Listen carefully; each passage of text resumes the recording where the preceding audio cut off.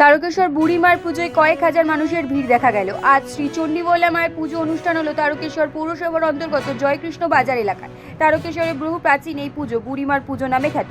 পুজো দেখতে প্রতি বছর কয়েক হাজার মানুষের ভিড় হয় এই পুজো প্রাঙ্গণ। এই বছরও সেই চিত্র দেখা গেল আমাদের ক্যামেরার পর্দায়। সকাল থেকে ভক্তরা পরিবারের মঙ্গল কামনার জন্য ও নিজেদের মনস্কামনা পূরণের জন্য বুড়িমার মন্দিরে এসে পুজো দিয়ে যান।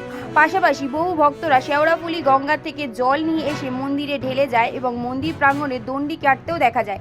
এলাকায় বিভিন্ন সংগঠনের পক্ষ থেকে মন্দিরে আগত ভক্তদের জন্য সর্বতর ব্যবস্থাও করা হয়েছে। এই বিষয়ে পুজোর কমিটির পক্ষ থেকে রবি পণ্ডিত এবং এলাকায় বিশিষ্ট সমাজসেবী অভিষেক চট্টোপাধ্যায় সাংবাদিক মাধ্যমে যা বলেছে তা শুনে নেওয়া যাক। এটা আমাদের মানে পাড়ার একটা পরম্পরার মধ্যেই পড়ছে। এটা আমার বলে কিছু না, আমাদের সকলের পুজো। এটা পাড়ার পরম্পরার মধ্যে পড়ছে। এটা বছরের পর বছর হয়েই যায়। আমরা এইটা আজকে নতুন নয়, প্রায় 12-13 বছর ধরে করে আসছি। এবং আপনারা জানেন যে আমাদের আরও কিছু আগে তরুণ ক্লাব আছে পাশে, ওরাও করে এসছে দীর্ঘদিন ধরে।